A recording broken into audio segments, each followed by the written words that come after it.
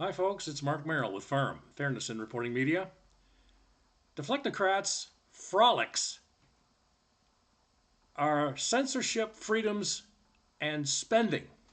Seems like that's all they know how to do. Create more problems, and we end up on the short end of it. On today's program, we look at a disciple of Facebook's Meta ongoing attack against young children in American culture. Then, a California judge finally tells Slick Willie, we call him, Gavin Newsom, to grow up and get a sense of humor. And from our own state of Maine, seems Governor Janet Mills tries but fails miserably at revenue sharing. Really disguised, ladies and gentlemen, as spending programs to bankrupt our citizens, while she keeps dumping hundreds of thousands of dollars into, she says, our economy for the people. Now, what we're coming upon here first, folks, is the excerpt from a report by Epoch Times on the latest from Instagram. And it appears there's going to be some attacks, as you can see in our first story here on the headline, going after children and their freedoms. Not only that, manipulating and brainwashing them at the same time. Here's that report. Lawsuit alleging Instagram harms children is allowed to move forward. A lawsuit accusing Meta-owned platform Instagram of posing risks to children's well-being can proceed in court. A district court ruled on Monday.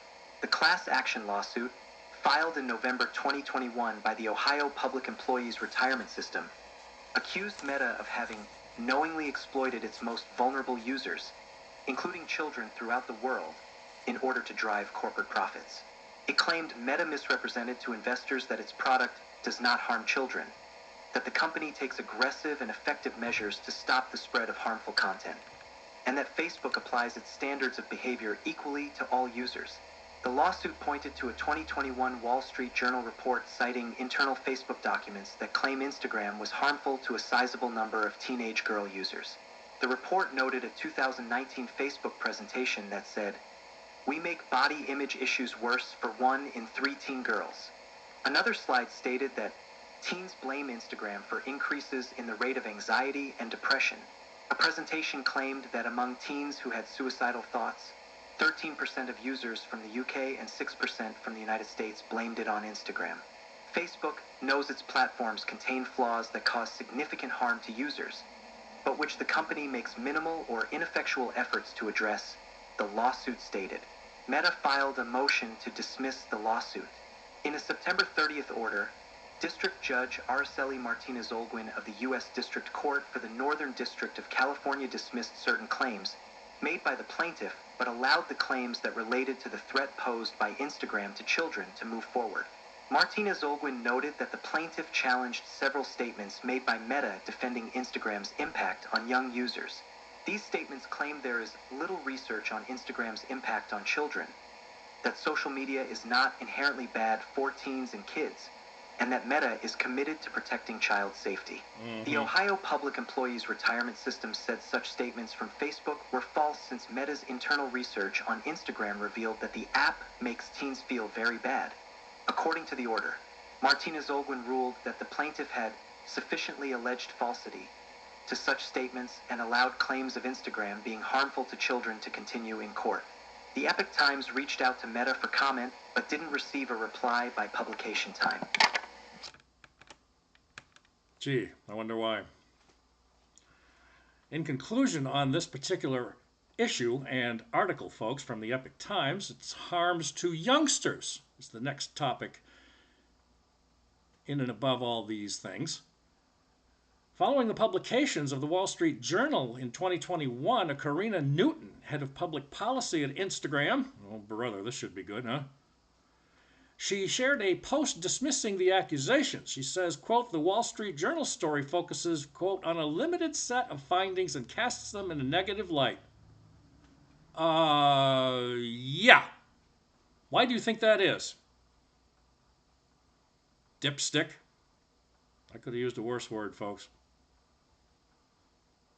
Instagram's research showed the app makes things better or has no effect, but some, particularly those who were already feeling down, said Instagram may make things worse, it said. You know, it's nice to know that there's a publication in the whole damn city of New York that tells the truth for a change. In the research world, this isn't surprising or unexpected. Issues like negative social comparison and anxiety exist in the world, so they're going to exist on a social media platform too. That doesn't change the fact that we, meaning them, Instagram, take these things seriously, and we set up a specific effort to respond to the research and change Instagram for the better. Meta, Facebook, is facing multiple lawsuits, surprise, surprise, on this issue of harm to children. In October of 2023, attorneys general from 33 states, that's over half the nation, folks, have filed a joint lawsuit against Instagram and Meta, claiming that the firms damage the mental health of youngsters. The complaint alleged that Meta's design choices and practices contribute to young users' susceptibility and addiction. The lawsuit cited research showing an association between the use of these platforms and psychological issues such as depression, anxiety, and insomnia. I don't know about you folks, but my former wife and I, God rest her soul, raised two wonderful children.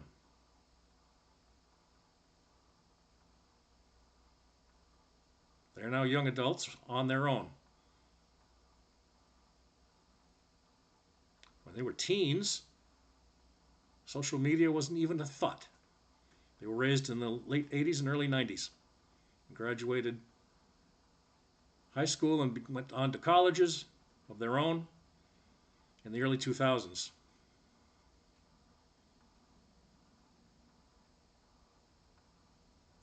You can let it be affecting your kids, or you can do something about it.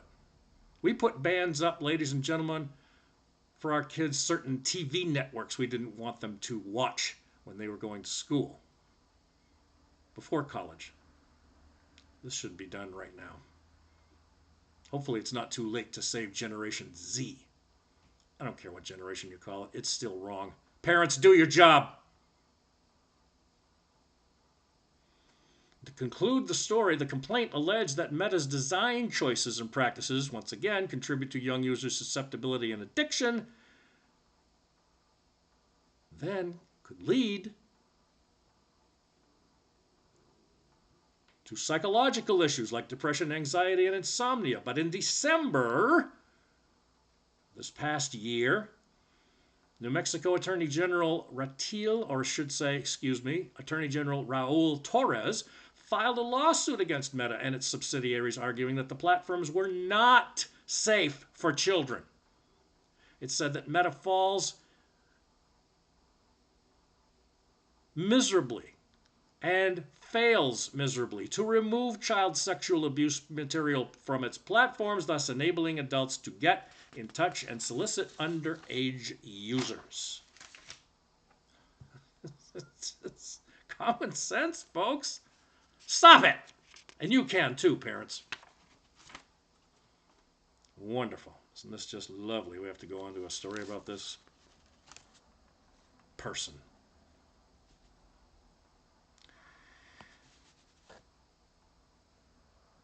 Now we have here, of course, Slick Willie, as we call him. Our introduction, that's what we call him here at Farm, because he basically is. Just look at him. Still using Brill cream from about 37 years ago. And the reason he doesn't have a smile on his face for a change is that a California court issued a preliminary injunction stopping the implementation of a law aimed at preventing the proliferation of altered election-related content, potentially including parody and satire in it. The judge ruled that the measure hinders free speech rights. We're at it again, are we, Slick Willie? As recent as October 2nd, the ruling was in response to a lawsuit stemming from an artificial intelligence, here we go, generated satire video posted by the plaintiff, Christopher Coles, a social media influencer known by the screen name Mr. Reagan, who posts humorous political content featuring, guess who? Politicians.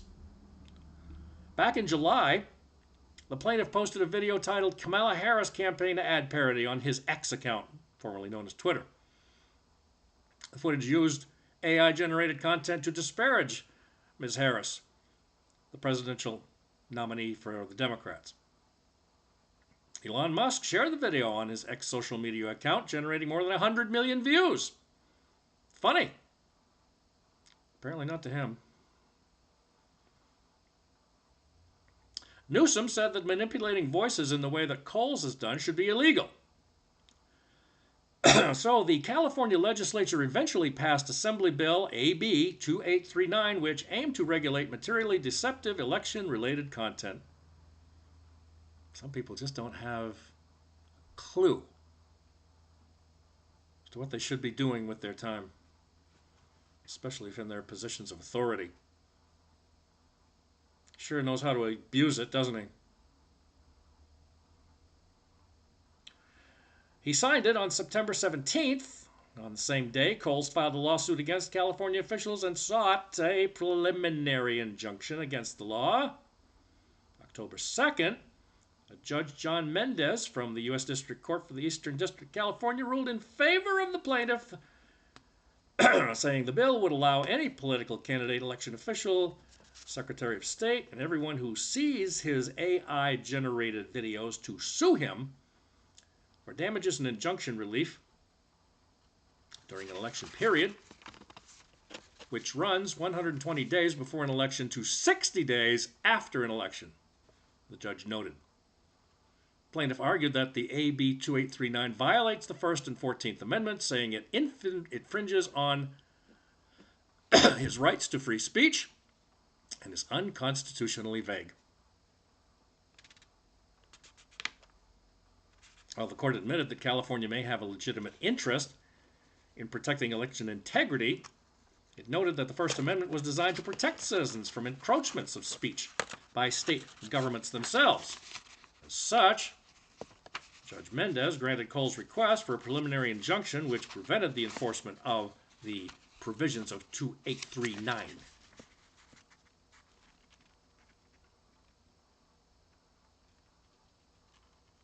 Coles cited the court judgment in an October 3rd post victory. Lawsuit against Newsom has been won. Musk also welcomed the court decision. The Hamilton Lincoln Law Institute said in a September 17th statement that bills such as this one use undefined and vague statutory language because of which the state of California has broad discretion to determine what content should be materially possibly deceptive. Oh, really? It creates a chilling effect on free speech. Newsom's office did not respond to a request for comment when this was published. Oh, gee, that's too bad. You know what? Go away, moron. Now on a more local note here, folks, and this is not exactly good news for the state of Maine. As you can see, we have Billy Bob Falkingham, who is one of the Republican leaders in the House of Representatives, minority, of course, and Janet Mills, our tyrant at the Blaine House. I see there's something new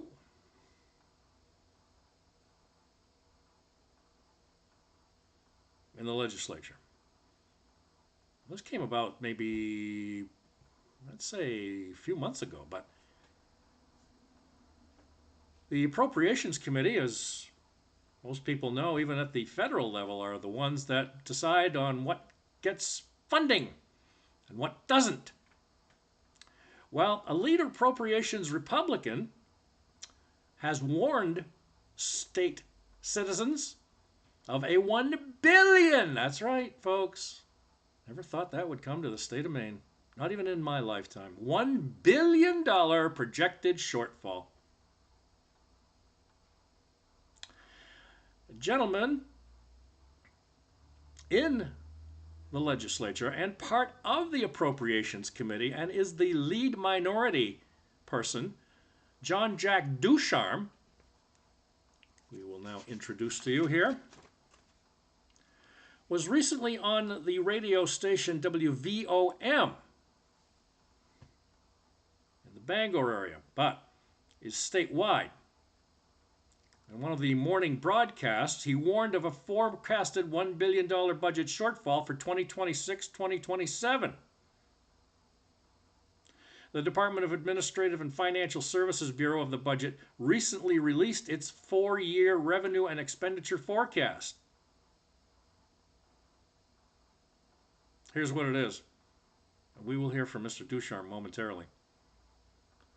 The forecasts of revenues, appropriations, and allocations contained in this report, as constructed under current law and current trends, result in a projected general fund structural gap, revenues less than allocations, for the 2026-27 biennium of $636,700,000 plus dollars, and a projected highway fund structural gap, revenues less than allocations, for the 2026-27 biennium of $312,500,000 plus.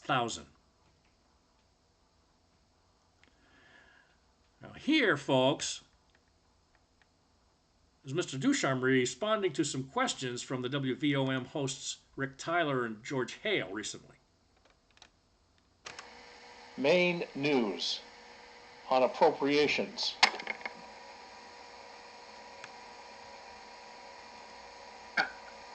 Good morning, George. Great to hear your voice. Good to be with you again.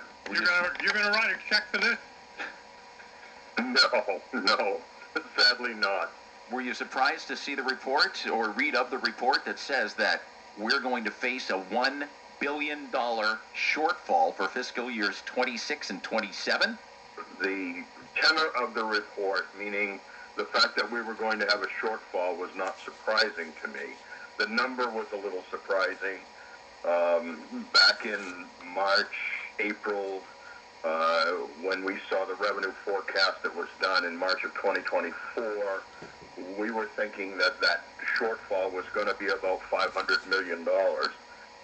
So it's about twice what we thought at that particular point in time, but we have the benefit of, looking at what revenues are looking like, and maybe some further projections coming in December that may or may not affect this.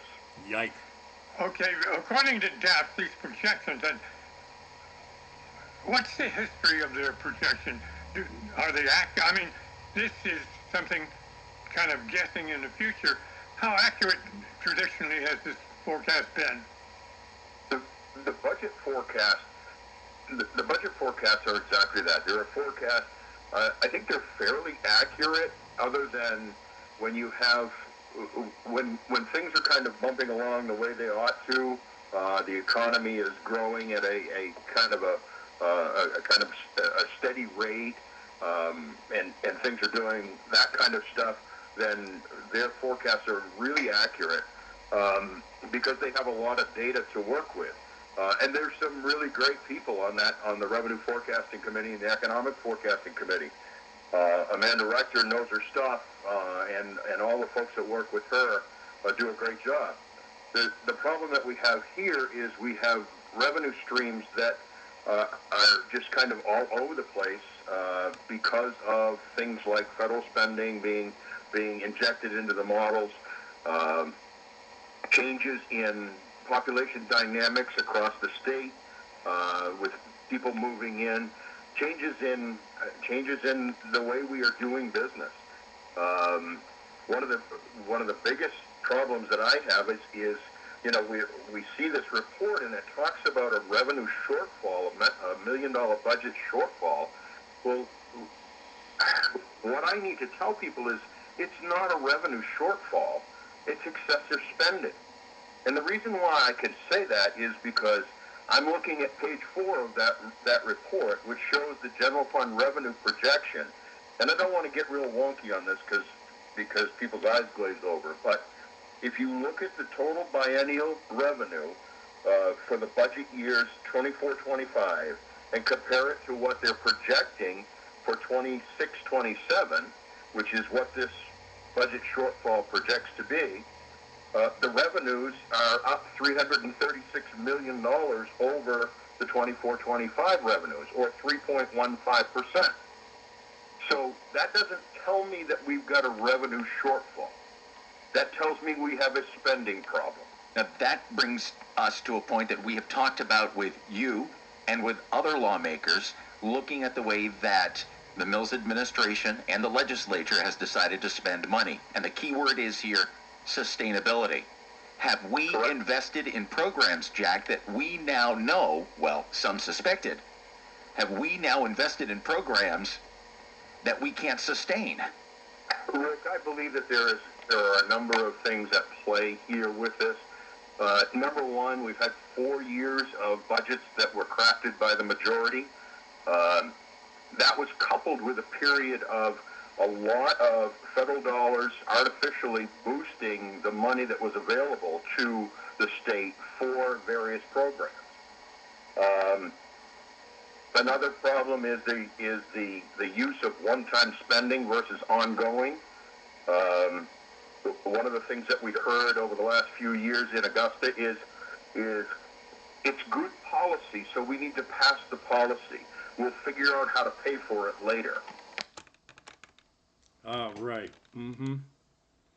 Heard that one before, folks? If you don't have the money, why in the hell are you trying to shove it through to the American people? Why are you trying to bankrupt us, Janet?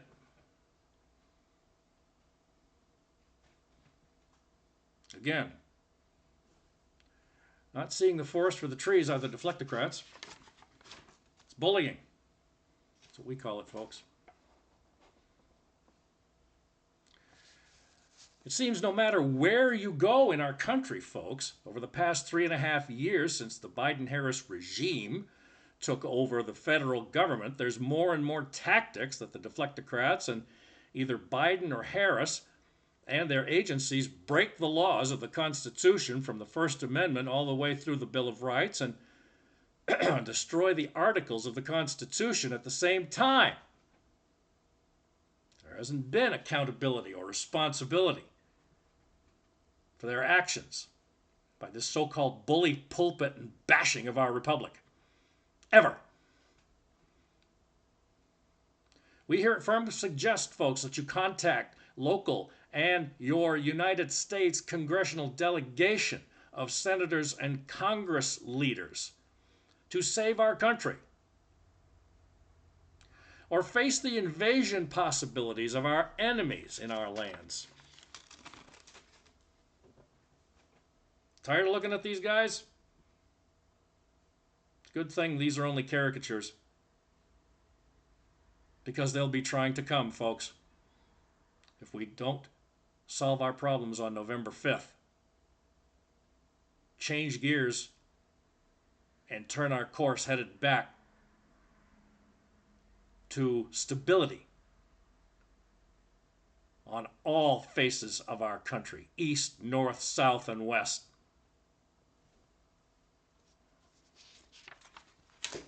Thank you for joining us for Firm, folks. Our podcast you can reach anytime on rumble.com/fairnessmedia1, 250 of them. We're also on Twitter, YouTube, and our emails are available 24 hours a day, 7 days a week for your input and your suggestions. In the meantime, we hope you all stay safe. Pray, especially for our ally in the Middle East, Israel, Prime Minister Netanyahu, the soldiers, and the people on both ends, folks. The people. In Gaza, Lebanon, and Israel. Pray. Meantime, peace to all.